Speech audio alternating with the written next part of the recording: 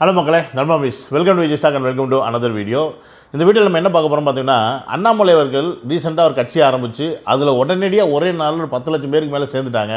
பயங்கரமான ஒரு வரவேற்பு இருக்குது அண்ணாமலை கட்சிக்கு. தமிழக வெற்றி கழகத்தை எதிர்க்கிறதுக்கு சரியான ஆள் தமிழ்நாட்டில் அண்ணாமலை மட்டும்தான் அப்படின்ற மாதிரி இன்றைக்கி பல விஷயங்கள் பேசப்பட்டுக்கிட்டு இருக்குது, இன்க்ளூடிங் நேஷனல் மீடியா முதற்கொண்டு. ஸோ அது என்ன ஏது அப்படின்றத இந்த வீடியோவில் பார்க்க போகிறோம்.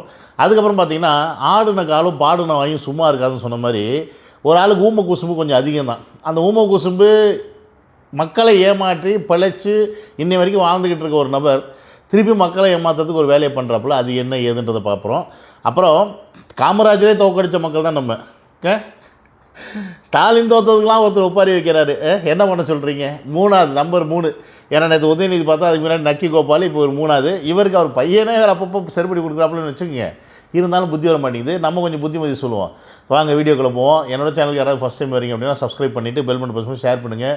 மறக்காமல் உங்கள் கமெண்ட்ஸை போட்டுருங்க. அந்த ஐ பட்டன் இருக்குது, அதை கிளிக் பண்ணிவிட்டு தெரிஞ்சவன் தெரியாதவன் எல்லாருக்கும் ஷேர் பண்ணி விடுங்க நம்ம மிஸ். அப்புறம் என்னோட வாட்ஸ்அப் குரூப்பில் சேரணும்னா லிங்க் டிஸ்கிரிப்ஷனில் இருக்கும், அதை கிளிக் பண்ணி ஜாயின் பண்ணிங்க. வாங்க வீடியோக்குள்ளே போகலாம். Number of people who have registered so far has crossed the 4 lakh mark within hours of that website going live. We have lakhs of people now signing up for Annamalai's movement. Dharini, this இப்போ நீங்கள் பார்த்துருப்பீங்க national மீடியாவில் என்ன சொல்கிறாங்க அப்படின்னு. அண்ணாமலை உண்மையாலுமே பார்ட்டியை ஆரம்பிச்சிட்டாரா, party ஆரம்பித்து பேர்லாம் வச்சுட்டாரா அப்படின்ற கேள்வி எனக்கு இருக்குது.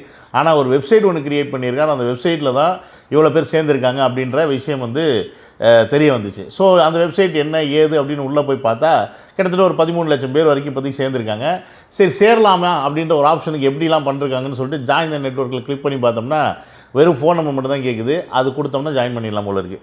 ஸோ இந்த இடத்துல அண்ணாமலைக்கு இருக்கக்கூடிய வரவேற்பை கம்பேரிட்டிவ்லி தலைவர் தமிழக வெற்றி கழகத்துடைய விஜயவர்களுக்கு கம்பேர் பண்ணுறது அபத்தமான ஒன்றுன்னு சொல்லுவேன். ஏன்னு கேட்டிங்கன்னா, தலைவர் வித்து ஓட்டர் ஐடியோட ரிஜிஸ்ட்ரேஷன் பண்ணுறது தான் ஆரம்பித்தார். இங்கே அப்படி கிடையாது. ஒரு நம்பர் இல்லை, நீங்கள் 4 நம்பர் வச்சுருந்தீங்கன்னா நீங்கள் திருப்பி 4 வாட்டி அதில் மெம்பர் ஆகலாம். ஸோ அப்போ இதுக்கும் அதுக்கும் கொஞ்சம் கூட கம்பேரிசன் பண்ணக்கூடாது. இது நார்மல் பிஜேபி மாடல் ஸ்டைல், திமுக மாடல் ஸ்டைல், மற்ற அதிமுக மாடல் ஸ்டைல். ஆள் சேர்க்கறது, நாங்கள் எங்கள் பார்ட்டியில் இவ்வளோ பேர் கூட்டம் இருக்குன்னு இந்த மாதிரி காமிச்சிக்கிறதுக்கு ஆள் சேர்க்கறது. ஆனால் தமிழக வெற்றி கழகம் ஸ்டார்டிங்கிலேருந்து எல்லாத்தையுமே ப்ரொசீஜராக தான் செஞ்சிட்ருக்க ஒழிய அது இந்த மாதிரி மக்களை ஏமாத்துகிற வேலையை செய்யலை அப்படின்றத நம்ம புரிஞ்சுக்கணும். அதனால தான் தமிழக வெற்றி கழகம் 108 சீட்டு ஜெயிச்சு இன்றைக்கி சிஎம் ஆகிருக்கிறாரு தலைவர் விஜய். ஏன்னா அவங்க ஸ்டார்டிங்கில் இருந்து எந்த விஷயத்திலுமே மக்கள்கிட்ட பொய்யான விஷயத்தை பரப்பலை. உண்மை உண்மை உண்மை உண்மை இதை மட்டும்தான் செஞ்சுட்டு வந்தாங்க. சரி, இப்போ அண்ணாமலை பார்ட்டி ஆரம்பிச்சிட்டாருன்னா தமிழக வெற்றி கழகத்துக்கு ஈக்குவலாக இவர் வந்துடுவாரா அப்படின்னு கேட்டிங்கன்னா, இங்கே நம்ம பல விஷயங்களை ஆராய்ஞ்சு பார்க்க வேண்டியிருக்கு. அண்ணாமலை முதல்ல எங்கே இருந்தார்? பிஜேபி.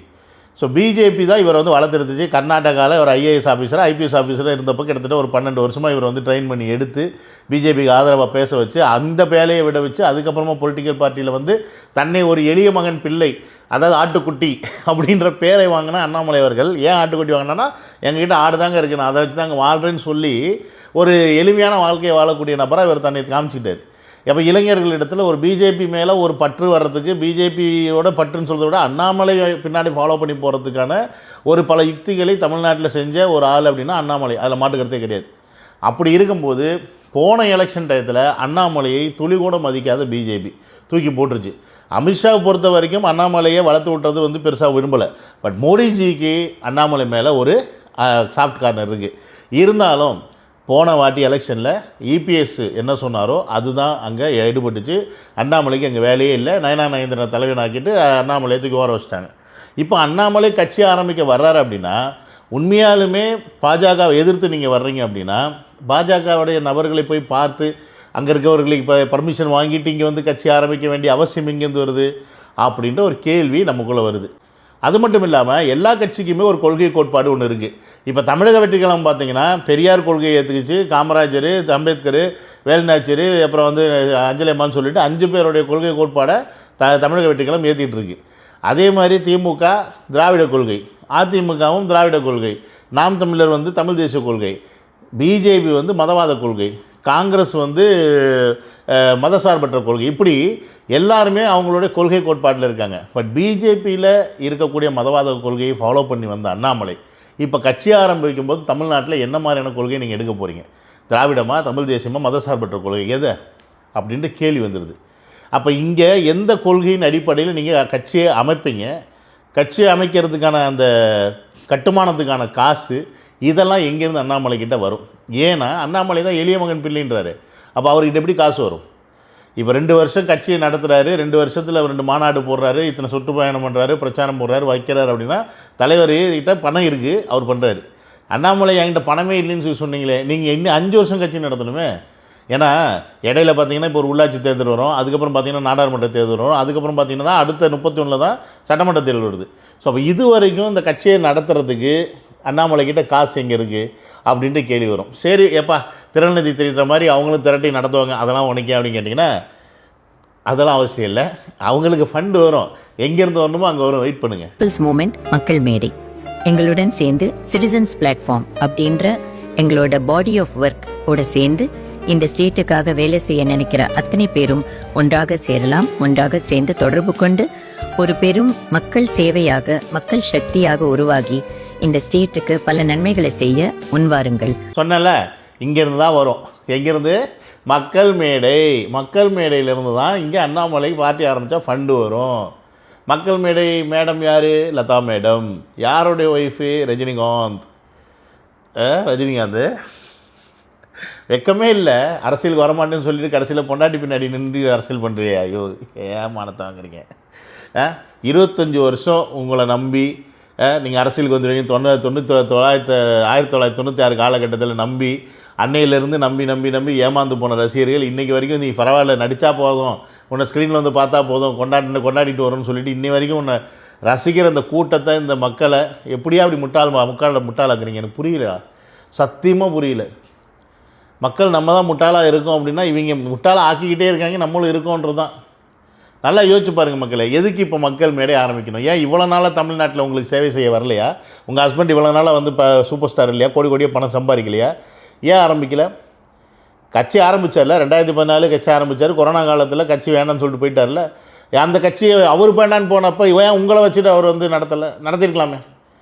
என்னால் வந்து உடம்பு சரியில்லை, என் மனைவியை நான் வந்து இந்த கட்சியை வழி நடத்த செய்கிறேன் அப்படின்னு சொல்லிட்டு அப்பயே வந்திருக்கலாமே. ஏன் நான் அரசியலை விட்டு விலகுறேன்னு சொல்லிட்டு இப்போ என்ன திடீர்னு மக்கள் மேலே சமூக பார்வையெல்லாம் வந்துருச்சு?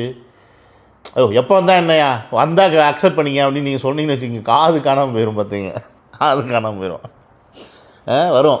இப்போ கனெக்ஷன் தெரியுதா?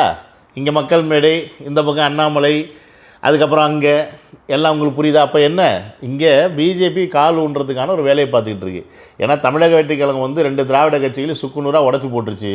இனி அந்த கட்சிகள் எந்திரிச்சு வரணும் அப்படின்னா தனியாலாம் முடியாது. ஏன்னா திமுகவுடைய வலிமையே கூட்டணி கட்சிகள் தான். காங்கிரஸ், விசிக, கம்யூனிஸ்ட்டு, ஐயுஎம்எல் தான். இவங்களாம் வெளியில் வந்துட்டாங்க. இப்போ மதிமுகவும் அங்கேருந்து தாய் வர்றதுக்கான வேலையை பார்த்துக்கிட்டு இருக்கு. ஸோ அதிமுகலையும் கட்சியிலேருந்து எல்லாருமே வந்து ரிசைன் பண்ணுறாங்க, இந்த பக்கம் வர்றாங்க. ஸோ அதிமுகவும் முடிஞ்சு போச்சு, திமுகவும் முடிஞ்சு போச்சு. அப்படின்னும்போது இங்கே தமிழக வெற்றிக் கழகத்தை எதிர்க்கிறதுக்கு ஒரு வலிமையான டீம் இல்லை. அப்போ இந்த வலிமையான டீமை உருவாக்குறதுக்கான ஒரு வேலையை தான் இன்றைக்கி மத்திய அரசு கையில் எடுத்திருக்கு. அதுக்கு தான் இந்த முகம். எந்த முகம்? அண்ணாமலை அப்படின்ற முகம். இப்போ இந்த முகத்தை இறக்கிறது மூலிமா இந்த முகம் அப்புறம் மக்கள் மேடை கூடும். 2031 எலெக்ஷனில் பாருங்கள், திமுக, பிஜேபி, அண்ணாமலை, ரஜினி, இப்படி தான் ஒரு கூட்டணி வருமே ஒழிய வேறு கூட்டணி வர்றதுக்கான வாய்ப்பு கிடையாது. நல்லா நோட் பண்ணிக்கங்க, ஓகேங்களா? நான் இப்போயே சொல்கிறேன். அண்ணாமலை கட்சி ஆரம்பிச்சிட்டார் அப்படின்னா கண்டிப்பாக அண்ணாமலை, ரஜினிகாந்த் சேருவாங்க. அதுக்கப்புறம் அங்கே பிஜேபி, திமுக சேரும். ஏன்னா காங்கிரஸ் வெளில வந்துருச்சு. அப்போ தமிழகத்தில் பிஜேபி உள்ளே கொண்டு வரதுக்கு எல்லா வேலையுமே திமுக செய்யும். திமுகவை செய்ய வைப்பாங்க, அவங்களும் செஞ்சு தான் ஆகணும். ஏன்னா அவ்வளோ கொள்ளையடிச்சு வச்சுருக்காங்களே. இப்படிப்பட்ட கொள்ளையடிக்கிற ஒரு கும்பலை மக்கள் தோற்கடிச்சு வீட்டில் உட்கார வச்சதுக்கு என்னமோ அவன் சொத்தத்தை எவனோ திருடிட்டு போன மாதிரி வந்து ஒருத்தன் ஒப்பாரி வைக்கிறானா, நம்ம என்ன பண்ணுறது? என்ன பண்ணலாம் நீங்களே சொல்லுங்கள். அந்த ஒப்பாரி ஆனால் பார்க்கும்போது எனக்கு அப்படியே குழு குழு குழு குழு குழு குழு குழுன்னு இருக்குது. நீங்களே கொஞ்சம் பாருங்களேன். இப்போ சொல்கிறேன் தம்பி, நான் திமுக தான்.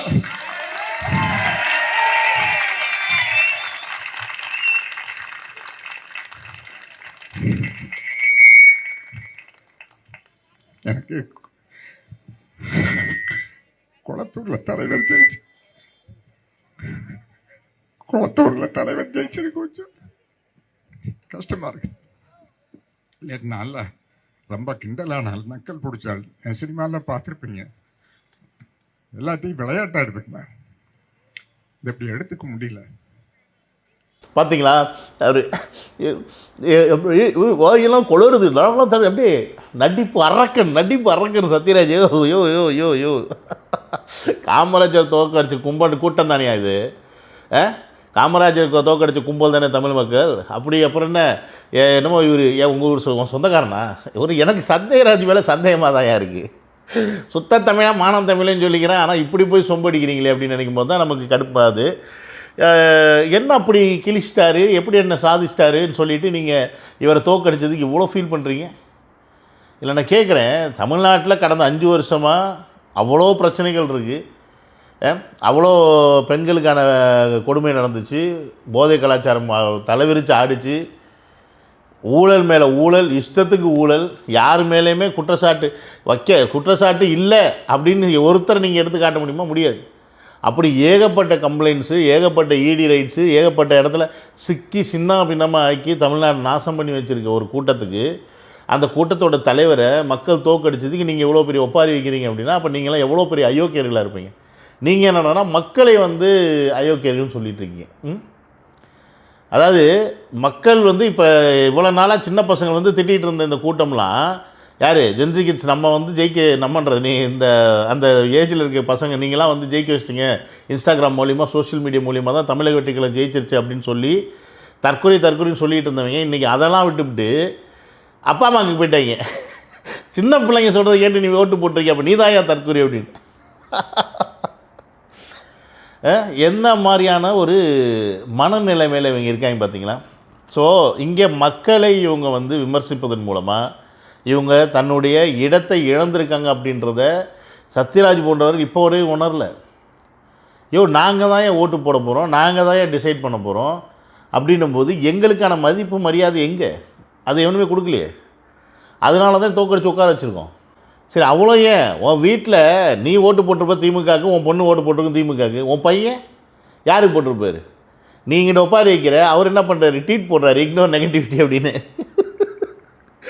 உருப்படியான ஒரு மனுஷன் அப்படின்னா சிவி சத்யராஜ் தான். அவர் பாருங்க இக்னோர் நெகட்டிவிட்டின்னு ட்வீட் போடுறாப்புல. ஸோ அப்போ இங்கே ஒரு இளைய தலைமுறைக்கு புரியுது யார் வேணும், எதற்காக வேணும், தமிழ்நாட்டில் என்ன வேணும்னு. சத்யராஜ் என்ன சொல்கிறாரு பார்த்தீங்களா? நீங்கள் ஒரு ஒரு ஒரு மாற்று சக்தி வேணும், உங்களுக்கு ஒரு இயக்கம் பிடிக்கல அப்படின்னா, இப்போ நீங்கள் சமூக நீதி இயக்கம், அதாவது இந்த திமுக இயக்கம் பிடிக்கல அப்படின்னா நீங்கள் ஆர்எஸ்எஸ்க்கு மாற்றா போங்க அப்படின்றாப்புல. இப்போ புரியுதா நான் சொன்னேன்னா இல்லையா? திமுக பிஜேபி ஒன்று சேரும்னு. ஸோ இது நடக்கும். இவங்களுடைய இந்த பாலிட்டிக்ஸ் பார்த்திங்கன்னா எப்பயுமே இந்த கொள்கை கோட்பாடுன்ற அடிப்படையில் சமூக நீதி பிடிக்கலையா உடனே நீ மதவாதத்துக்கு போய் ஓட்டு போடு, அது மதவாதம் பிடிக்கலையா ஓகே நீ இங்கே எதுக்கு தமிழ் தேசியத்துக்கு போடு, இப்படின்னு இந்த கொள்கை கோட்பாட்டுக்குள்ளேயே தான் நம்மளை சுழலை ஓட்டுக்கிட்டே இருப்பாங்களே ஒழிய ஒரு மக்கள் தேவை என்ன, மக்களுக்கு என்ன மாதிரியான ஒரு லைஃப் ஸ்டைலை கொடுக்கக்கூடிய ஒரு பாலிடிக்ஸ் பண்ணுறதுக்கான விஷயத்துக்குள்ளே மக்களை கொண்டு வரவே மாட்டாங்க இந்த திருட்டு கும்பல்லாம். ஸோ இன்றைக்கி இந்த திருட்டு கும்பல்கள் எல்லாத்தையும் ஓரங்கட்டி வச்சுட்டு மக்களுக்கு தேவையான விஷயத்தை செய்யக்கூடிய ஒரு கட்சி எதுன்னு பார்த்தீங்கன்னா அது தமிழக வெற்றிக் கழகம் மட்டும்தான். இப்போ அண்ணாமலைக்கும் விஜய் அவர்களுக்கும் தான் வருங்காலத்தில் போட்டி வருமானு கேட்டிங்கன்னா அதுக்கு வாய்ப்பு இல்லை. நான் ஓப்பனாகவே சொல்லுவேன். ஏன்னு கேட்டிங்கன்னா அடுத்த 5 வருஷத்தில் தமிழக வெற்றிக் கழகம் என்ன மாதிரியான மாற்றங்களை செய்ய போகுது தமிழ்நாட்டில் அப்படின்றத மக்கள் பார்க்க தான் போகிறாங்க. இதுக்கிடையில் நீங்கள் எத்தனை கொள்கை கோட்பாடு எடுத்துகிட்டு வந்தாலும் சரி, எத்தனை பெரியாரை கொண்டு வந்தாலும் சரி, அம்பேத்கரை கொண்டு வந்தாலும் சரி, காமராஜரை கொண்டு வந்தாலும் சரி, எம்ஜிஆரை கொண்டு வந்தாலும் சரி, ஜெயலலிதா யாரை வேணால் கொண்டுட்டு வா, இனி மக்கள் எல்லாருமே பழைய தலைவர்களை பின்னாடி போகிற கூட்டம் கிடையாது. அந்த கூட்டமெல்லாம் முடிஞ்சு போச்சு. தாத்தா பாட்டிங்கெல்லாம் முகத்தை பார்த்து அந்த மூஞ்சியை பார்த்து போடுற கூட்டம் முடிஞ்சு போச்சு. இன்னும் 5 வருஷத்தில் அந்த மண்டையை போட்டுருங்க. அதுக்கு அடுத்து நம்ம அப்பா மக்கள் இருக்கிற இந்த கூட்டங்களும் இன்றைக்கி அவங்களுடைய வாழ்க்கை தேவை, பிள்ளைகளோட வாழ்க்கை தேவை அப்படின்றத நோக்கி போக ஆரம்பிச்சிட்டாங்க. இப்போ இந்த ஆட்சியில் மக்கள் தைரியமாக கேள்வி கேட்க முடியுது. ஒரு அரசாங்கத்தில் ஒரு அரசு அதிகாரி தப்பு பண்ணால் கேள்வி கேட்க முடியுது, ஒரு காவல்துறையில் தப்பு பண்ணால் கேள்வி கேட்க முடியுது. அவர்களுக்கு வைக்கிற கோரிக்கைகள் நிறைவேற்றப்படுது. 1 மாதம் கூட ஆகலை, அதுக்குள்ளே இவ்வளோ பெரிய ஒரு சேஞ்சஸை மக்கள் பார்க்குறாங்க. அடுத்த 5 வருஷத்தில் எந்த மாதிரியான சேஞ்சஸ் இருக்கும் அப்படின்றது நம்ம நினச்சி கூட பார்க்க முடியாது. அந்த அளவுக்கான ஒரு இம்ப்ளிமெண்டேஷன் இருக்கும் தமிழ்நாட்டில்.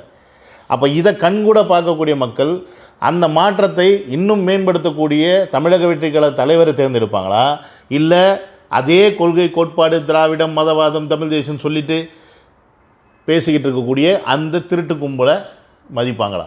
அப்படின்ற கேள்வியை நான் மக்கள் முன்னாடியே வைக்கிறேன். ஸோ நீங்கள் எதை மதிப்பீங்க? கமெண்ட்டில் போடுங்க. கண்டிப்பாக ஒரு மாற்றம் வருது, என்னோடய லைஃப் ஸ்டைல் மாறுது, என்னுடைய வாழ்க்கை தராதரம் மேம்படுது, எனக்கு நல்ல கல்வி, நல்ல மருத்துவம், நல்ல ரோடு வசதி, பெண்களுக்கான பாதுகாப்பு இருக்குது, போதை கலாச்சாரம் இல்லை, விலைவாசி கட்டுக்குள்ளே இருக்குது. இந்த மாதிரி பல விஷயங்களை வந்து என் கண்ணு முன்னாடி எனக்கு சலுகையாக கிடச்சிக்கிட்டு இருக்கும்போது இதை விட சலுகைகள் அவர்கள் என்ன தந்துட முடியும் அப்படின்ற கேள்வி எங்கே வருது? இதை தானே மக்கள் எதிர்பார்க்குறாங்க. ஏன் தமிழ்நாடு ஒரு துபாய் மாதிரி இருக்காதா? தமிழ்நாடு ஒரு சிங்கப்பூர் மாதிரி இருக்காதா? தமிழ்நாடு ஒரு கனடா மாதிரி இருக்காதா? அங்கே இருக்கக்கூடிய லைஃப் ஸ்டைலே இங்கே கிடைக்காதா? அப்படின்ற அந்த ஏக்கத்தில் தான் தமிழக மக்களும் இருக்கிறாங்க, தமிழக இளைஞர்கள் இருக்கிறாங்க. ஸோ அந்த விஷயத்தை நடத்தி கொடுக்கும் ஒரு தலைவராக தான் இன்றைக்கி தமிழ்நாட்டில் தலைவர் விஜய் அவர்கள் இருக்கார்.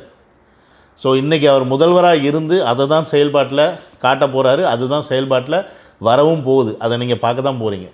அதனால தான் சொன்னேன், அந்த தலைவரை பீட் பண்ணிவிட்டு வேறு தலைவர் வர முடியுமா இனி தமிழ்நாட்டில் அப்படின்றத கமெண்ட் செக்ஷனில் போடுங்க. நானும் பார்த்து தெரிஞ்சுக்கிறேன். இந்த வீடியோ இதோட முடிச்சுக்கிறேன். See you on another video. Love you all. Take care. Bye bye.